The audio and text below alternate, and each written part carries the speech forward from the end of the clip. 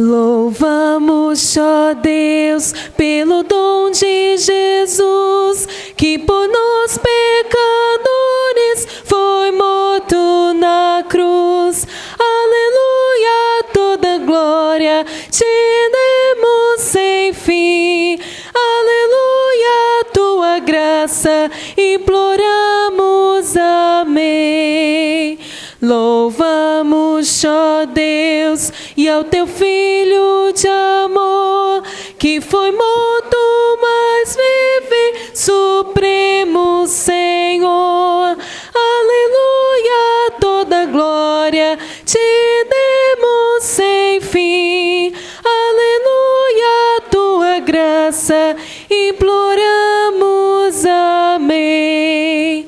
Louvamos, ó Deus, pelo Espírito luz, que nos tira das trevas e a Cristo conduz.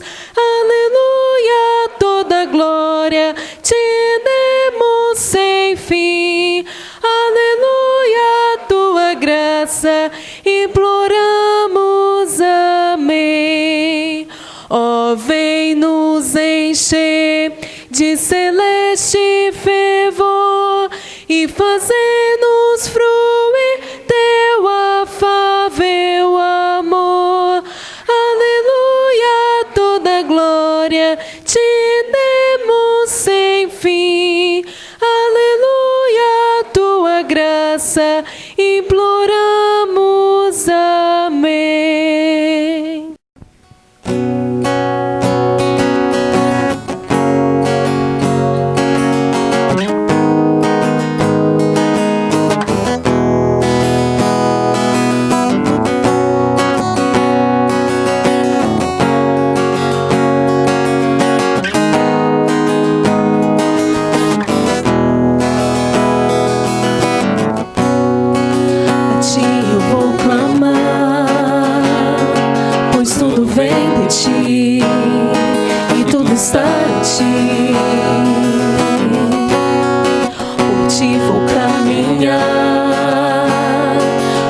Direção e o sol a me guiar. Tudo pode passar, teu amor jamais me deixará. Sempre há de existir novo amanhã preparado pra mim.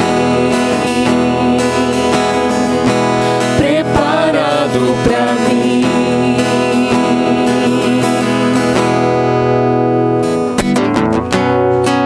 a ti eu vou clamar, pois tudo vem de ti e tudo está em ti.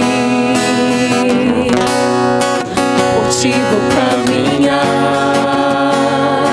tu és a direção, o sol a me guiar.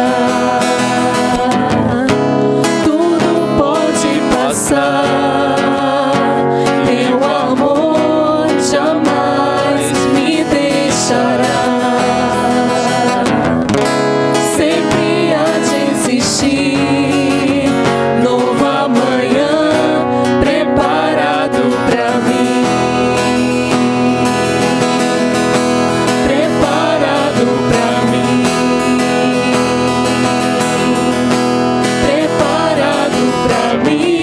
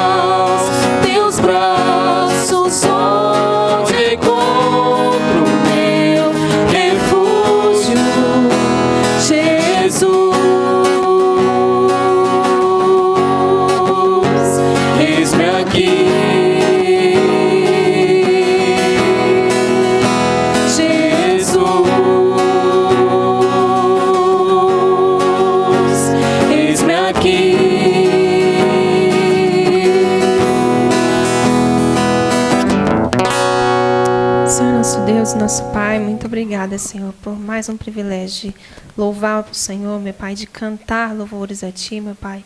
Mais um privilégio de estar na Tua casa para também ouvir a Tua voz, meu Pai. Muito obrigada por este momento, Senhor.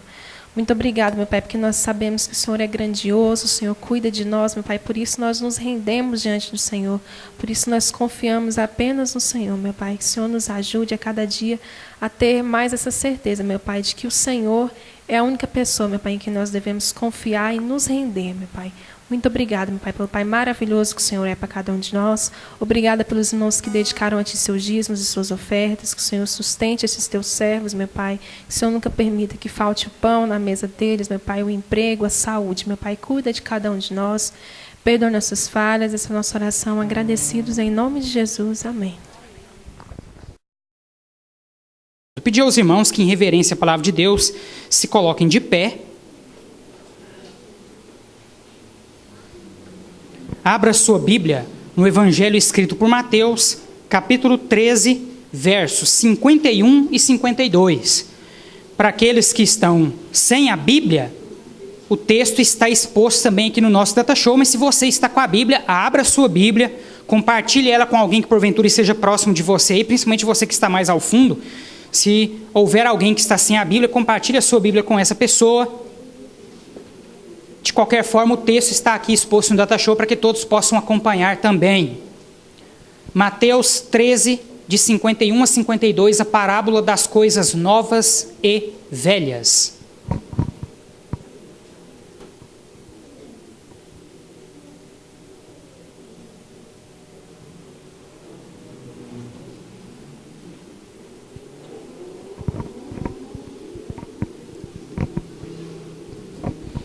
Evangelho escrito por Mateus, capítulo 13, versos 51 e 52, em reverência à palavra de Deus, nós nos colocamos de pé. Vamos fazer então a leitura da palavra, meus amados.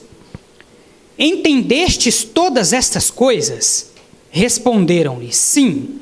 Então lhes disse, por isso, todo escriba versado no reino dos céus é semelhante a um pai de família, que tira do seu depósito coisas novas e coisas velhas.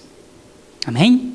Feche os seus olhos, curva a sua cabeça, peça a Deus que nessa noite o Espírito Santo dele possa iluminar o seu pensamento, para que você possa entender com clareza o que a palavra de Deus tem para nos ensinar. Vou pedir ao irmão Geosimar que ore nesse instante agradecendo a Deus pela palavra e pedindo a Deus também que use o pregador dessa noite como instrumento nas mãos dele, a fim de que nós possamos ter um bom entendimento acerca da palavra. Misericórdia, longanimidade em amar, em perdoar. Te agradecemos que até aqui o Senhor tem sido conosco, meu Pai. Em nome de Jesus, te pedimos que o Senhor nos perdoe as faltas e os pecados. Seja com cada um de nós, abrindo os nossos ouvidos, também os nossos corações, para que sejamos assim receptivos à Tua palavra, que possamos compreender corretamente aquilo que o Senhor já tem preparado, essa porção maravilhosa que o Senhor tem preparado, que é a Tua palavra, para cada indivíduo que aqui se faz presente. Meu Pai bendito, que o Senhor possa abençoar a todos de uma forma especial, que possa Te buscar e Te encontrar no Espírito Santo Consolador. E ainda na Tua presença colocamos a vida do pregador dessa noite, o pastor Amadeu, que o Senhor possa ser com ele, usando como ferramenta, como instrumento da Tua palavra, que seja vivo e eficaz, que ele não venha falar dele, mas que fale do Senhor, daquilo que o Senhor já tem preparado e tem lhe tocado o coração. Meu Pai, seja com ele a cada dia de sua vida, que possa ser exemplo e testemunho vivo da pregação e da ministração verdadeira da Tua palavra. Seja com ele, seja com todos nós, que nós possamos sair daqui melhores do que chegamos. E em nome de Jesus, oramos e Te agradecemos. Amém.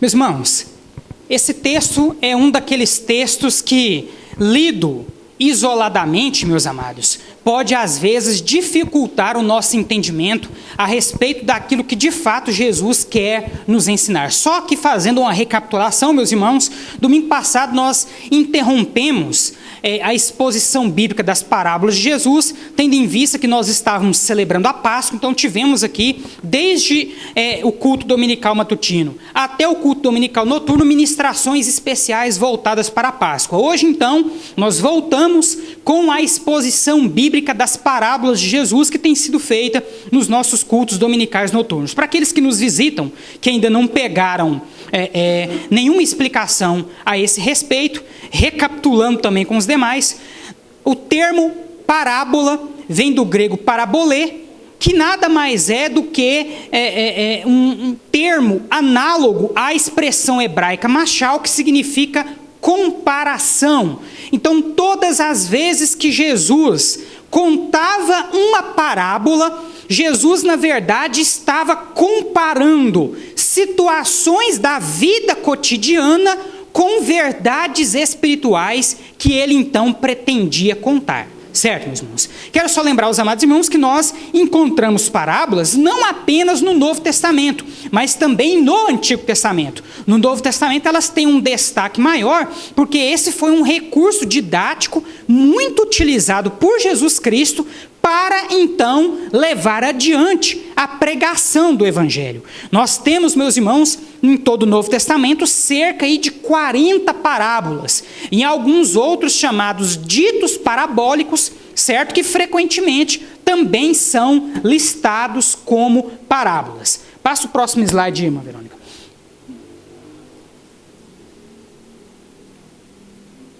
Aqui, meus irmãos, nós temos um gráfico com essas principais parábolas, certo? Começando aqui pelo Evangelho de Mateus, depois o Evangelho de Marcos, Lucas e João. Nós estamos seguindo exatamente essa sequência para a exposição bíblica das parábolas de Jesus que nós estamos fazendo. Nós estamos, então, aqui, na 17ª parábola, Mateus 13:52, a parábola das coisas novas e velhas. Pode passar. Esse texto, meus irmãos, como eu disse, lido isoladamente, ele de certa forma dificulta um pouco o nosso entendimento, a nossa interpretação. Por isso, meus irmãos, que nós, sempre que vamos desenvolver um estudo da Palavra de Deus, dizemos aos irmãos que é importante analisar os contextos, tanto imediato quanto mediato do texto que está sendo estudado, para que nós possamos ter um entendimento claro a respeito daquilo que está sendo estudado. Quando eu falo contexto imediato, eu digo, então, os versículos imediatamente anteriores e posteriores ao texto que está sendo pregado. Quando eu me refiro ao contexto imediato, eu estou me referindo aos livros que são anteriores e também posteriores ao livro que está sendo o alvo da pregação, certo? Então essa análise ela precisa ser feita de maneira cuidadosa para que nós possamos aí ter um entendimento correto das Escrituras. Nesse texto, por exemplo, meus irmãos, o versículo 51, Jesus começa dizendo: "Entendestes todas estas coisas?" Responderam-lhe sim. Então, os irmãos veem aí claramente que esse contexto ele tem uma ligação direta com o contexto imediatamente anterior. Quando Jesus pergunta, entendestes estas coisas? Com quem que Jesus estava falando? Para quem que Jesus estava fazendo essa pergunta? Quem foi que respondeu para Jesus que sim, que estavam entendendo essa mensagem? Pois bem, meus irmãos, aqueles que acompanharam comigo que a exposição das parábolas anterior ao domingo passado, lembram-se que as últimas parábolas que nós estudamos foram a parábola do joio e do trigo, a parábola do grão de mostarda, a parábola do fermento, a parábola do tesouro escondido, a parábola da pérola e a parábola da rede. Todas essas parábolas, meus irmãos, estão no capítulo 13 do Evangelho escrito por Mateus.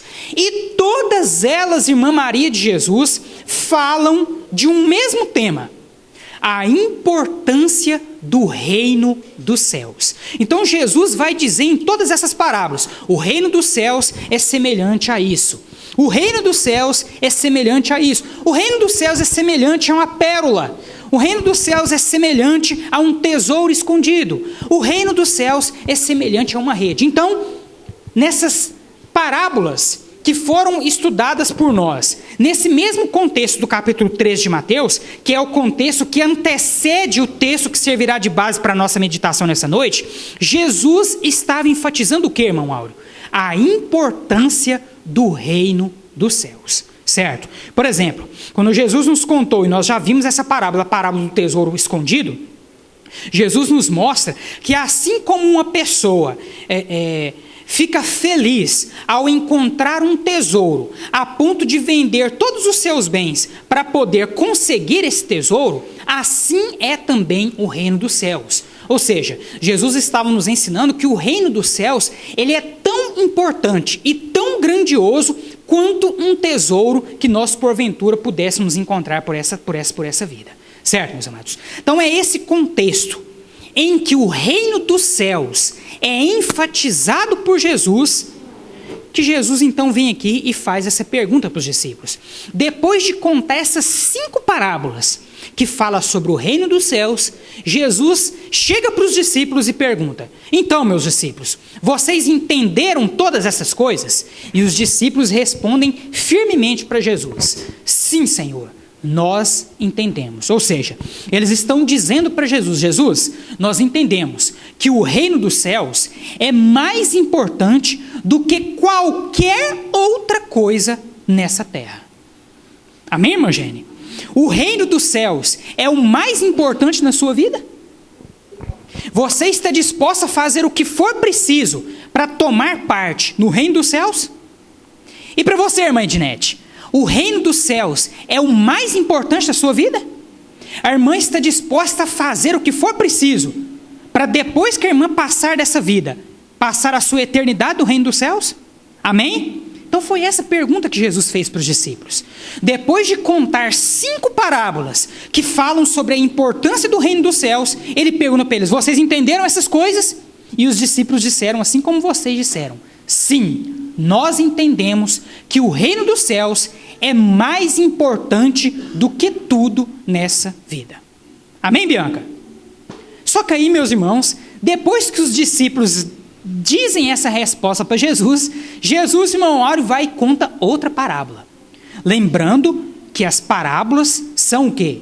Comparações. Então, todas as vezes que Jesus compara uma verdade espiritual com uma situação da vida cotidiana, ele está fazendo uso de um recurso didático que, biblicamente falando, é chamado de parábolas. Certo, meus irmãos? E qual é a parábola que Jesus conta, então, aqui? A parábola das coisas novas e das coisas velhas. E aí Jesus diz assim: depois que os discípulos respondem para ele: sim, nós entendemos que o reino dos céus é mais importante que tudo. Jesus então lhes diz: por isso, todo escriba versado, ou seja, instruído, todo escriba que é instruído do reino dos céus é semelhante. Olha aí a comparação, tá vendo? É isso aí que caracteriza a parábola, o sinal de comparação. Todo escriba instruído no reino dos céus, ou seja, todo escriba que conhece o reino dos céus e que sabe a importância do reino dos céus, é semelhante a um pai de família que tira do seu depósito coisas novas e coisas velhas. Certo? Amém? Nós encontramos aqui nessa parábola, irmão Áureo, pelo menos 3 ilustrações que precisam de uma melhor explicação, certo? A primeira figura que é mencionada aqui nessa parábola por Jesus é a figura do escriba. Só que não é qualquer escriba, é um escriba versado no reino dos céus, certo? Daqui a pouco eu vou explicar o porquê disso aí para os irmãos, mas antes disso os irmãos precisam entender o que é um escriba, certo? Os escribas, eles existiam ali na época de Jesus, desempenhavam um papel muito importante na sociedade judaica. Então nós precisamos entender quem eram esses escribas, para que depois eu possa então explicar para os irmãos o porquê, o significado dessa expressão, escriba versado no reino dos céus. E aqui eu coloquei para os irmãos aqui, ó, o que é o escriba? A palavra escriba vem do grego gramateus, e também pode ser traduzida por escrivão, por secretário, certo? É aí uma das terminologias mais antigas para o cargo, por exemplo, que eu ocupo lá no fórum, certo? O cargo aí que antigamente era chamado de escrevente técnico judiciário. Nós temos também o escrivão. Hoje em dia essas nomenclaturas foram modificadas um pouco, mas enfim, esse cargo, essa profissão, é uma das profissões, irmão Josimar, mais antigas da Terra, assim como a profissão de barbeiro. Né, irmão Josimar? Assim como a profissão de contador, irmão Cleide já está escondendo ali, certo? Nós temos profissões que de fato são muito antigas. E aqui nós encontramos no texto bíblico a menção aí à profissão do escrivão, que biblicamente falando era também chamado de escriba, certo? Do grego gramateus, escrivão, secretário. No sentido neotestamentário, pessoa versada na lei dos judeus, um intérprete das escrituras, um doutor da lei. Tinham a responsabilidade de transcrever os textos sagrados, de interpretar as passagens difíceis e de decidir as questões que surgiam a partir da lei cerimonial. A sua influência era, obviamente, enorme, e como muitos deles eram membros do Sinédrio, é comum encontrarmos-los mencionados entre os anciãos e os principais dentre os sacerdotes. Só explicando aqui para os irmãos. Sinédrio, meus irmãos, é a alta corte judaica, certo? Então, na época de Jesus, por exemplo, qual foi a corte responsável por condenar Jesus? O Sinédrio, certo? Então, o Sinédrio, ele era formado aí, ele era composto por cidadãos judeus de 3 partidos específicos: os fariseus, os saduceus e também os chamados escribas. Então, meus irmãos, o Sinédrio era a alta corte judaica. Sempre que houvia uma infração à lei moral e religiosa dos judeus, aquela pessoa era levada perante o Sinédrio para quê? Para ser julgado, certo?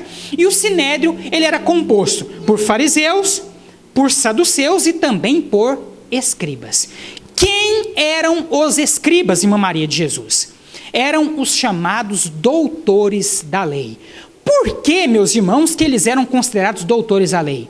Porque eles tinham a responsabilidade de copiar os manuscritos da lei. Veja só, irmão Mauro, há 2000 anos atrás não existia gráfica, certo?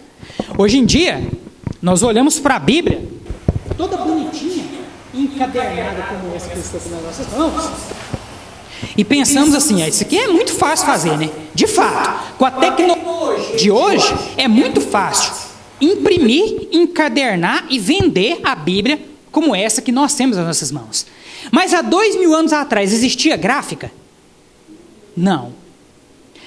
Os textos da lei que eram lidos nas sinagogas, sabe como que eles eram impressos? À mão. Eram copiados à mão, versículo após versículo, capítulo após capítulo, letra após letra. E naquela época não tinha essa divisão como nós temos, né? Porque essa divisão ela é um pouco mais recente, mas enfim, o texto era todo copiado à mão, à mão. De quem era essa obrigação? Dos escribas, dos gramateus, certo? Dos escrivães, dos secretários da época, certo, meus amados? Então, os escribas, eles tinham, irmão Áureo, um conhecimento, como diz o povo da Bahia, arretado das escrituras, certo? Um conhecimento supimpa. Aí eu já não sei de qual parte do Brasil que utiliza essa nomenclatura. Mas um conhecimento elevado. Por que eles tinham um conhecimento elevado? Meus irmãos, imagine eu pôr a irmã Maria de Jesus para copiar a Bíblia toda. Eu tenho certeza que quando ela terminar essa cópia, ela vai saber mais de Bíblia até do que eu, que já sou formado em teologia. Porque quando nós nos dedicamos à cópia, certo? Pelo menos para questão de memorização, isso é muito importante. Então, quando eu quero memorizar um texto, além de pronunciá-lo várias vezes, uma das técnicas que são utilizadas é a técnica de se copiar. Quanto mais eu copio, mais eu memorizo, certo? Então, esses escribas, meus irmãos, eles tinham essa responsabilidade de copiar os textos das Escrituras Sagradas. E com essa de copiar, eles se tornaram ali doutores da lei. Tanto que sempre que surgia uma dificuldade na interpretação de algum texto, quem que eles iam procurar para interpretar? Os escribas. Certo, meus irmãos?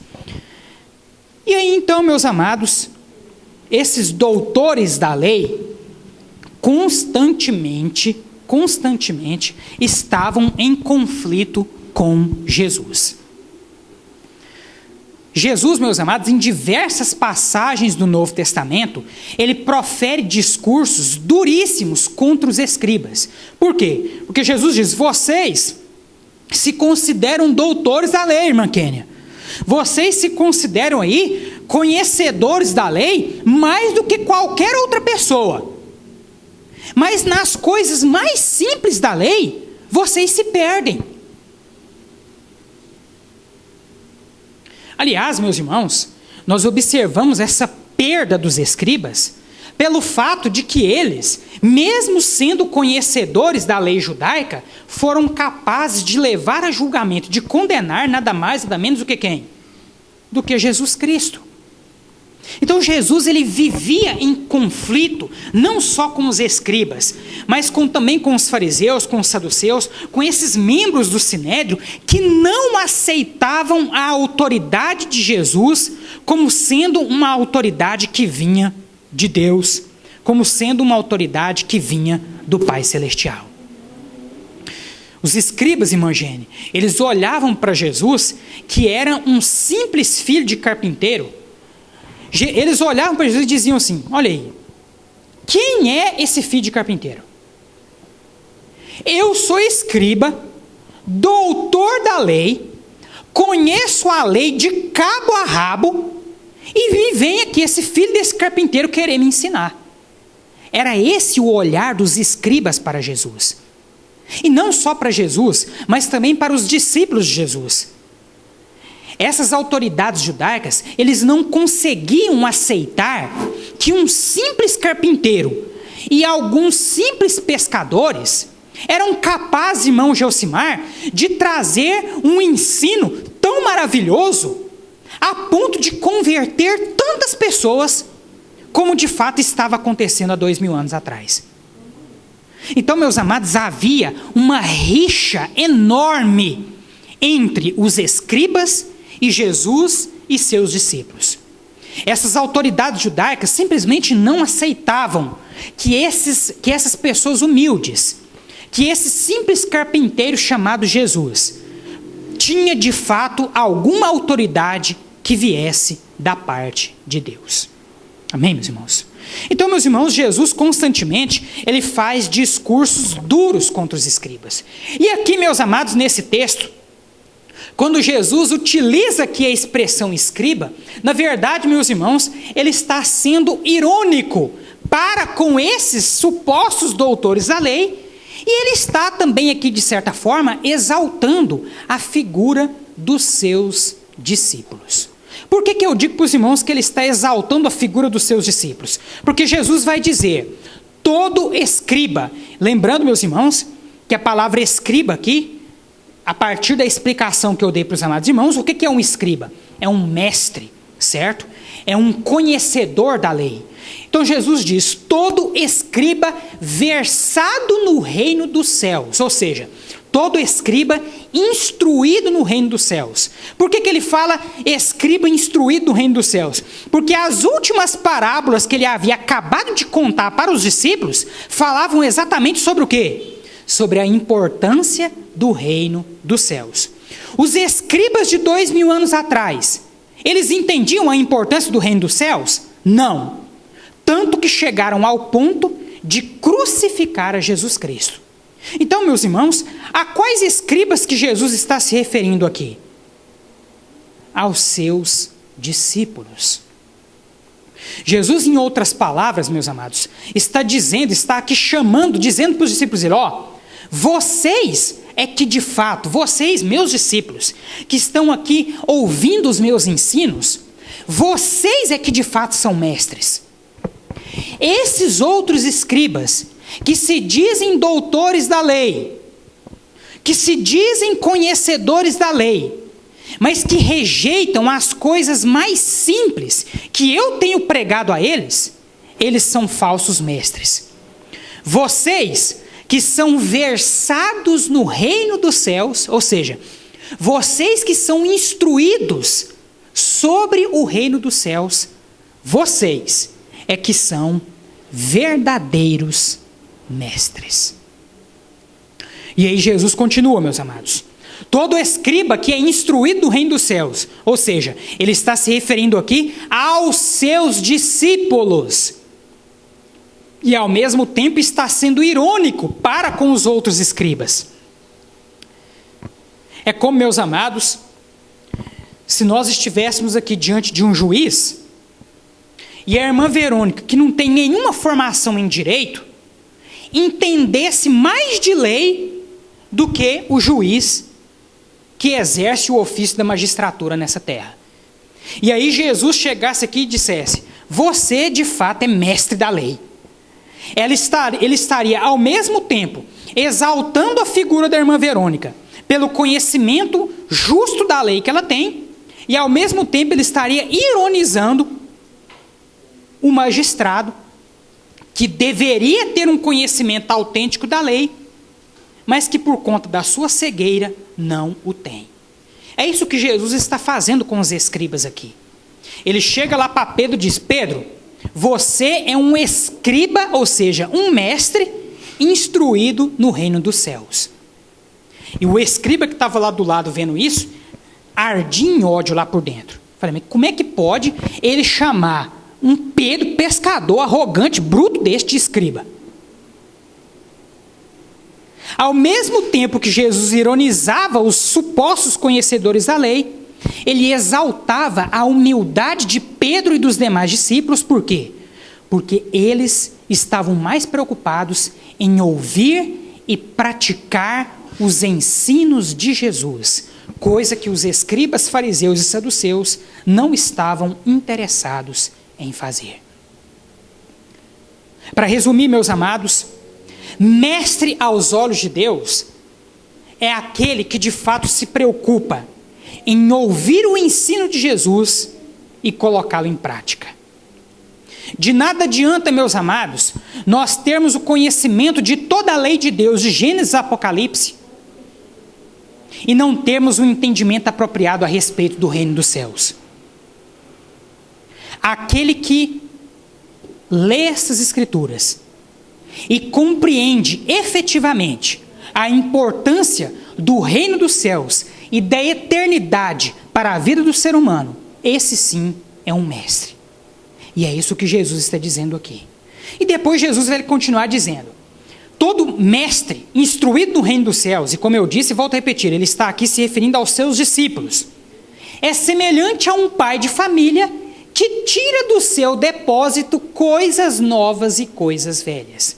E aí, meus irmãos, vem a pergunta: ao que Jesus estava se referindo quando ele diz coisas novas e coisas velhas? Meus irmãos, essa expressão, ela aparece em outros contextos do Novo Testamento, como por exemplo, na parábola do vinho novo em odres novos, certo? Ou do remendo novo em panos velhos. Então esse mesmo ensinamento presente nessa parábola nós já vimos nessas outras parábolas que também já foram expostas aqui nos nossos cultos dominicais noturnos. Quando Jesus e Irmã Maria faz menção aqui a coisas novas e coisas velhas, ele está se referindo às promessas da antiga aliança e às promessas da nova aliança. Quando eu falo antiga aliança, eu me refiro ao Antigo Testamento. Quando eu falo nova aliança, eu estou me referindo ao Novo Testamento, que se inicia a partir da pessoa de Jesus Cristo. E aí então, meus irmãos, como é que fica a nossa explicação aqui? Todo mestre, todo escriba versado no reino dos céus é semelhante a um pai de família que tira do seu depósito coisas novas e coisas velhas. Jesus está dizendo, todo bom pai de família, ele sabe muito bem a importância de ter guardado na sua casa coisas velhas que podem servir para alguma coisa, mas também ele sabe a importância de ter dentro do seu depósito coisas novas. Vocês, meus discípulos, são mestres, são escribas versados no reino dos céus. Por quê? Porque vocês têm guardado em seus corações tanto as coisas antigas, ou seja, as promessas da antiga aliança, quanto também as coisas novas que eu tenho anunciado para vocês no presente momento. Jesus, meus amados, era o portador da nova aliança. Jesus, ele estava instituindo uma nova aliança com o seu povo. Jesus, meus amados, ele sempre deixou claro que ele não veio para destruir a lei, ou para acabar com a lei, ou para descumprir a lei. Pelo contrário, irmã Jenny, Jesus sempre deixou claro que ele veio cumprir toda a lei e os profetas do Antigo Testamento. Para que hoje, meus amados irmãos, nós possamos ter um bom entendimento a respeito da importância do reino dos céus. E eu perguntei aqui logo no início, para a irmã Jenny e para a irmã Edinete, vocês sabem a importância do reino dos céus na sua vida? Qual a importância do reino de Deus para você? Para que nós possamos, meus amados, ter uma compreensão exata da importância do reino dos céus na vida de cada um de nós, nós precisamos guardar em nossos corações tanto as promessas do Antigo Testamento, que apontavam para Jesus, quanto também as promessas do Novo Testamento, que nada mais são do que a concretização de Jesus. Amém, meus irmãos? Quando Jesus, nessa parábola, ele faz menção a coisas novas e coisas velhas, ele está se referindo à importância da antiga aliança, juntamente com a nova. Nós não podemos, meus amados, deixar de observar os preceitos do Antigo Testamento, mas também não podemos deixar de apreciá-los à luz dos ensinos do Novo Testamento.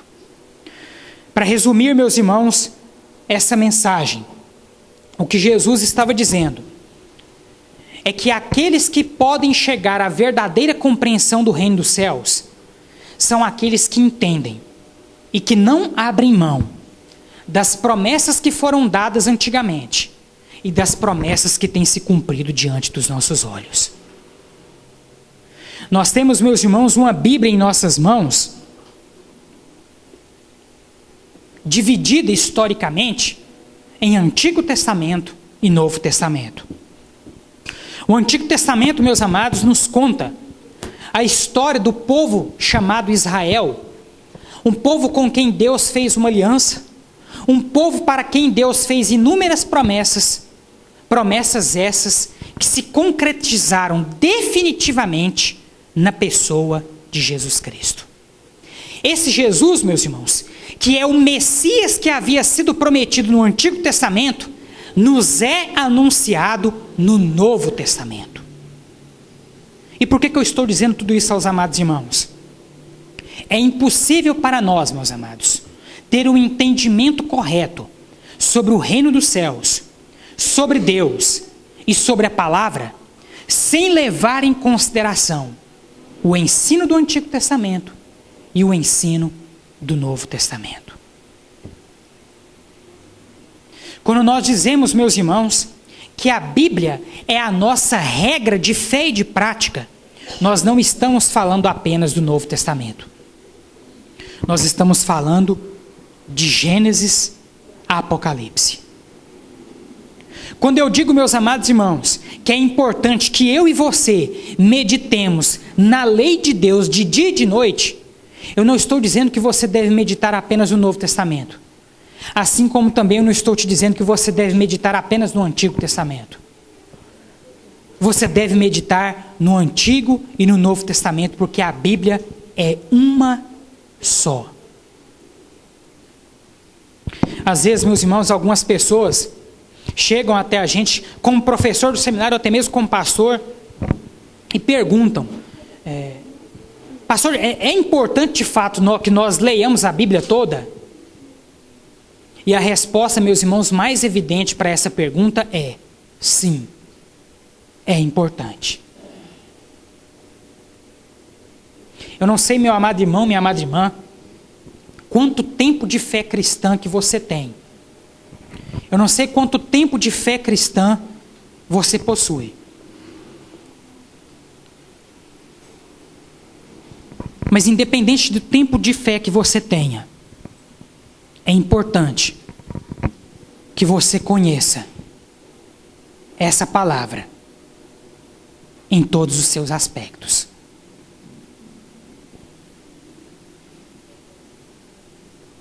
Nós, meus amados, só podemos de fato sermos chamados de mestres versados no reino dos céus. Ou seja, nós só podemos, irmã Gene, nos darmos por entendidos a respeito do reino dos céus, se nós conhecermos as coisas velhas e as coisas novas. Se nós conhecermos as promessas antigas e as promessas novas. E isso, meus irmãos, nos leva à necessidade iminente de ler a Bíblia como um todo. Você já leu a Bíblia toda?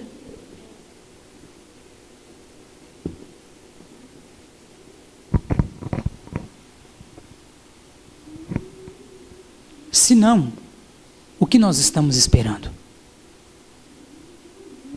Interessante, meus amados, é que a maioria das Bíblias que nós compramos hoje em dia, elas já vêm lá no finalzinho delas com um cronograma de leitura. Que se você se programar e seguir esse cronograma direitinho, dentro de 1 ano, você consegue fazer a leitura de todo o texto das Escrituras Sagradas. Isso em 1 ano. Em tese, meus irmãos, é um tempo até razoavelmente grande para a leitura de um livro. Considerando aí que alguns pegam aí alguns seriados que tem muito mais páginas do que a Bíblia e conseguem lê-lo em menos de 1 mês. O esforço de ler a Bíblia em 1 ano, na verdade, se torna mínimo.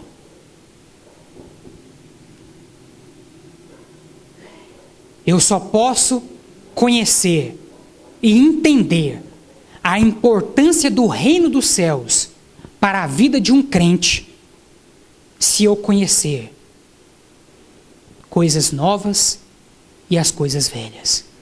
Se eu tiver guardado no depósito do meu coração tanto as promessas antigas quanto as novas promessas. Os discípulos de Jesus, meus amados, conheciam muito bem as promessas antigas e caminharam com Jesus em mão aro 3 anos e meio, ouvindo atentamente e humildemente o que ele tinha para ensinar. E por isso, aos olhos de Jesus, eles eram mais mestres do que aqueles que se consideravam mestres naquela época. Eu encerro, meus amados, a meditação dessa noite perguntando a você: será que Jesus, olhando para cada um de nós, olhando para você, o considera mais mestre do que os supostos mestres que nós temos neste mundo?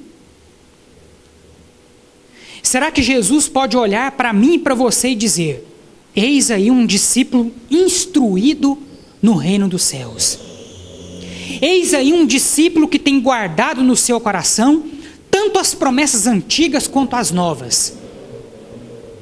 Eis aí um mestre versado no reino dos céus. Será que Jesus pode dizer isso a respeito de cada um de nós?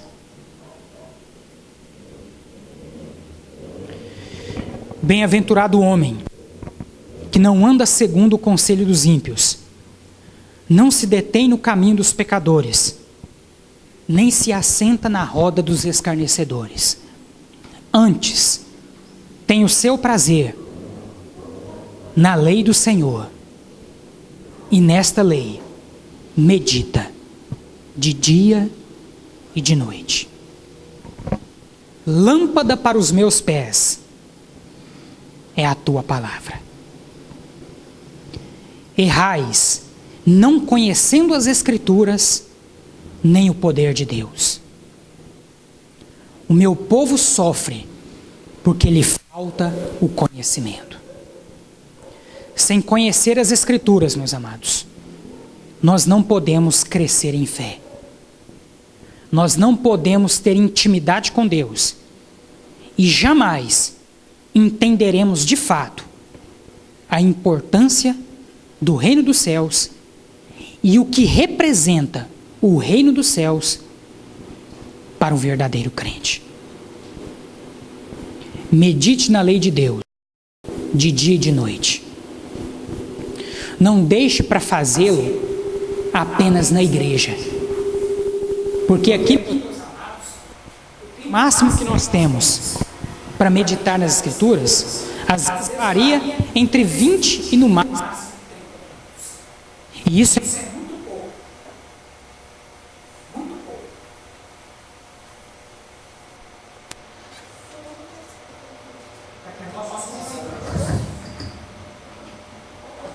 Ter um conhecimento apropriado da palavra de Deus.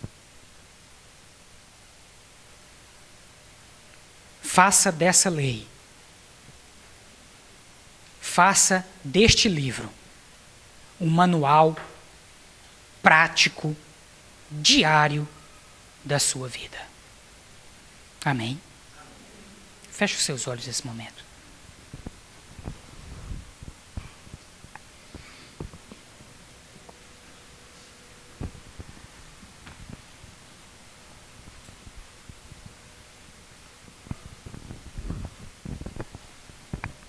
Senhor nosso Deus, a Tua palavra, ó Pai, é maravilhosa. Infelizmente, ó Pai, talvez nós só compreendamos isso quando de alguma maneira nós estivermos sendo impedidos de tê-la ao alcance de nossas mãos. A Tua palavra, Senhor, é maravilhosa. A Tua palavra nos ensina, nos amadurece, nos faz crescer espiritualmente. Quando a lemos de coração aberto, desejosos de um aprendizado genuíno e íntimo com o Senhor.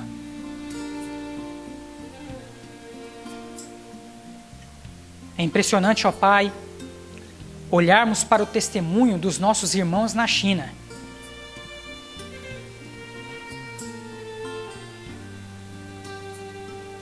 Que seriam capazes de coisas extraordinárias para terem em suas mãos uma única página deste livro sagrado que nós no Brasil carregamos em nossas mãos livremente e abertamente. É impressionante, Senhor, pensar nos nossos irmãos no Oriente Médio, que são mortos e apedrejados em praça pública, quando são pegos portando um único exemplar da Bíblia Sagrada.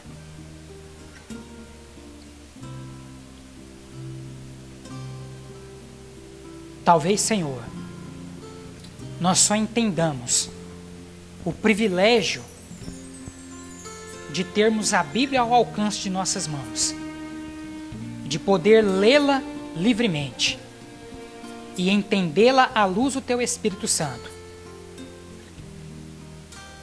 quando nós já não a tivermos mais ao alcance das nossas mãos. Nessa noite, ó Pai, nós aprendemos que aos Teus olhos, mestres, versados no reino dos céus, são aqueles que conhecem profundamente as Escrituras Sagradas, não apenas na letra da lei, mas que conhecem as promessas antigas e as novas, compreendendo-as à luz dos ensinos do nosso Senhor e Salvador Jesus Cristo. Que aos Teus olhos, Senhor Jesus, nós também possamos ser instruídos a respeito do reino dos céus, conhecendo as promessas antigas e o cumprimento delas com as novas promessas do Novo Testamento. Que de fato o Senhor Jesus, a Bíblia, as Escrituras Sagradas, a Palavra de Deus, possam servir de meditação para cada um de nós, dia e noite. Que de fato, ó Pai, esta palavra seja lâmpada para os nossos pés. Que de fato, Senhor, nós possamos conhecer o Teu poder, por conhecermos também as Escrituras Sagradas, de Gênesis a Apocalipse. Completa, Pai, esse entendimento no coração de cada um de nós nessa noite. Essa é a oração que faço agradecido, em nome do nosso Senhor Jesus. Amém. Amém, meus amados. É um privilégio para nós, meus irmãos, poder ter a Bíblia ao alcance das nossas mãos e poder meditar nessas Escrituras todos os dias. Faça, meus irmãos, essa prática uma realidade na sua vida. Todos os dias, separe um momento na sua casa. Leia a Bíblia. Ore a Deus.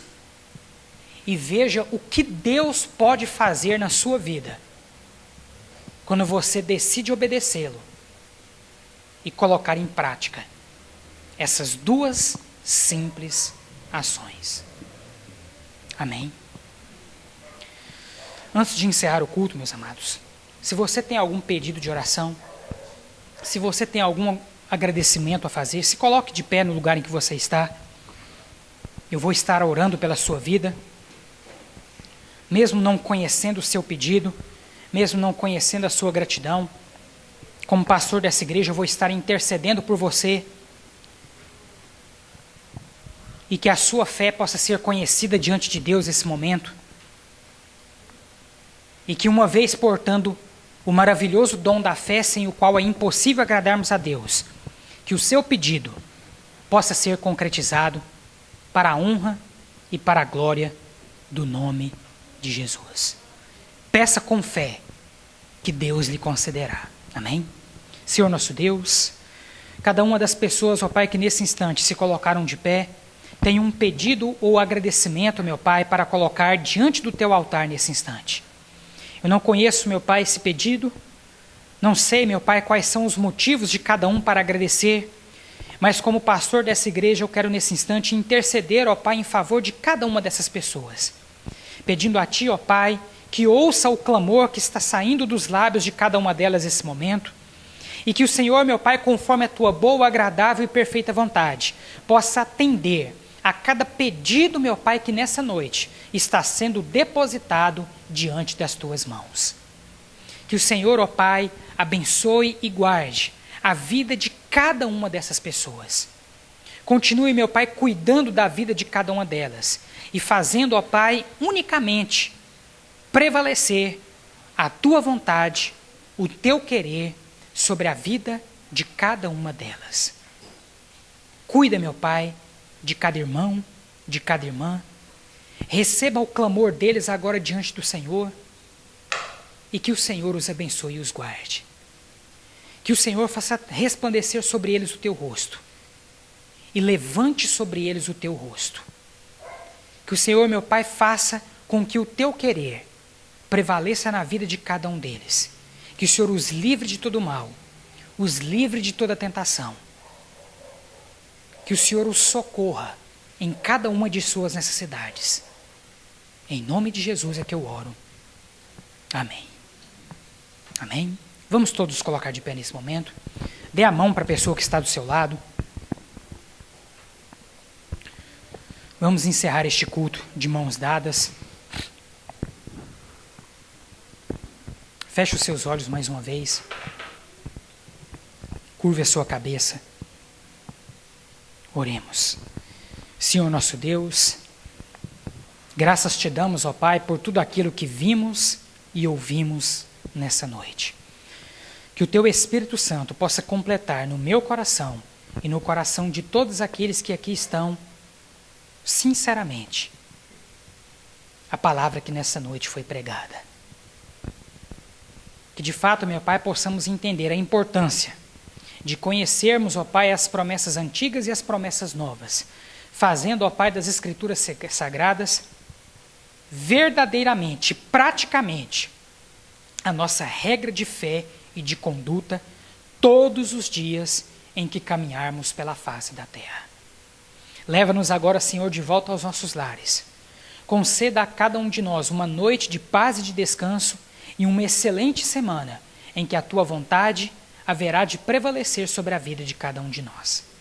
Que a graça do nosso Senhor e Salvador Jesus Cristo, o amor de Deus nosso Pai e a comunhão do Teu Espírito Santo estejam conosco, hoje e para todo o sempre. Amém.